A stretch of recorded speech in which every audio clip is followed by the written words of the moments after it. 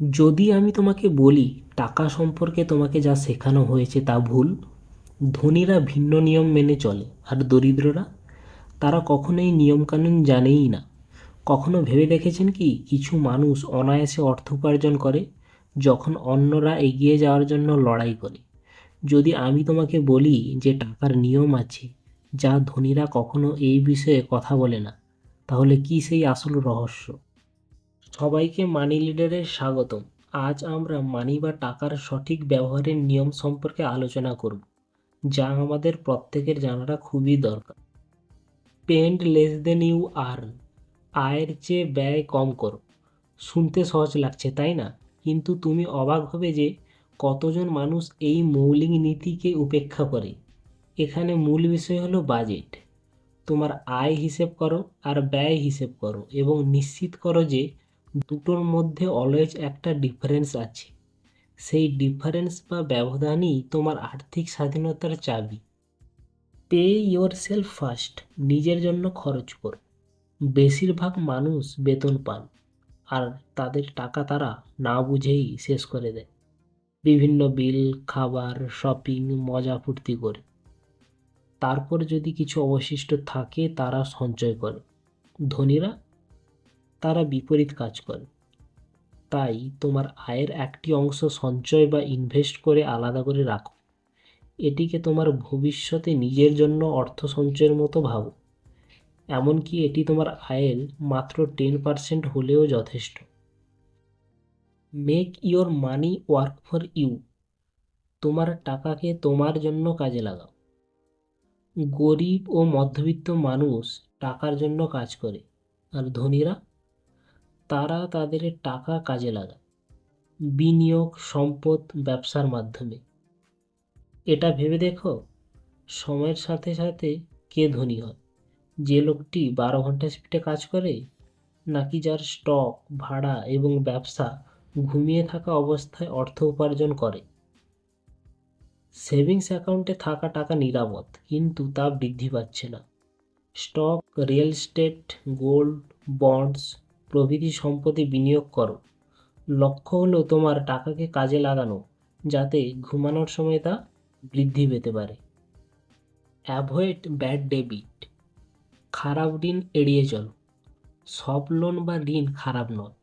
Good loan যেমন student loan বা ব্যবসার জন্য ঋণ তোমার সম্পদ তৈরি করতে সাহায্য করতে পারে। কিন্তু ব্যাড লোন যেমন উচ্চ সুদের ক্রেডিট কার্ড, অপ্রয়োজনীয় ঋণ তোমার আর্থিক ক্ষতি করতে পারে। যদি তুমি ঋণগ্রস্ত বা দেনাতে থাকো, তাহলে যত তাড়াতাড়ি সম্ভব তা পরিশোধ করার জন্য অগ্রাধিকার দাও। Build multiple streams of income, আয়ের একাধিক উৎস তৈরি করো। চাকরি কি সত্যিই নিরাপদ? তাহলে মহামারীর সময় যারা রাতারাতি চাকরি হারিয়েছে তাদের জিজ্ঞাসা করো। একটি আয়ের উৎস হলো একজন বান্ধবী থাকার মতো। সে যে মুহূর্তে চলে যায় তোমার মন ভেঙে যায়, কিন্তু তোমার ব্যাকআপে থাকা বান্ধবী তখন কাজে আসে। তাই একটি মাত্র আয়ের উপর নির্ভর করা ঝুঁকিপূর্ণ। পার্শ্ববর্তী কাজ শুরু করে, বিনিয়োগ করে অথবা প্যাসিভ আয়ের উৎস তৈরি করে তোমার আয়কে ডাইভার্সিফাই করো। তোমার আয়ের যত বেশি উৎস থাকবে, তুমি তত বেশি নিরাপদ থাকবে। প্রোটেক্ট ইওর ওয়েলথ, তোমার সম্পদ রক্ষা করো। এর অর্থ হলো সম্ভাব্য ঝুঁকি বা অপ্রত্যাশিত ঘটনা থেকে তোমার আর্থিক সম্পদ এবং সম্পদ রক্ষা করার জন্য পদক্ষেপ নেওয়া। ঝুঁকি কমাতে বিনিয়োগের বৈচিত্র্য বা ডাইভার্সিফাইং করতে হবে। আনএক্সপেক্টেড খরচের জন্য একটি ইমার্জেন্সি ফান্ড রাখা দরকার। ভবিষ্যতের কথা ভেবে লাইফ বা হেলথ ইন্স্যুরেন্স কিংবা টার্ম ইন্স্যুরেন্সের করে রাখা অত্যন্ত গুরুত্বপূর্ণ। লক্ষ্য হলো সময়ের সাথে সাথে তোমার সম্পদ রক্ষা এবং তা বৃদ্ধি করার পাশাপাশি আর্থিক নিরাপত্তা এবং মানসিক শান্তি নিশ্চিত করা। নেভার স্টপ লার্নিং, কখনো শেখা বন্ধ করো না। অর্থের জগৎ ক্রমাগত বিকশিত হচ্ছে। কৌতূহলী থাকো, বই পড়ো, কোর্স করো এবং এমন লোকেদের সাথে নিজেকে ঘিরে রাখো যারা তোমাকে বেড়ে উঠতে অনুপ্রাণিত করে। তুমি যত বেশি জানবে তত বেশি সিদ্ধান্ত নেবে। আর এখানেই আছে অর্থের 7টি নিয়ম। মনে রাখবে, আর্থিক সাফল্য ভাগ্যের ওপর নির্ভর করে না, এটি অভ্যাস, শৃঙ্খলা এবং শেখার ইচ্ছার ওপর নির্ভর করে। ছোট থেকে শুরু করো, ধারাবাহিক থাকো এবং তোমার সম্পদের বৃদ্ধি দেখতে থাকো।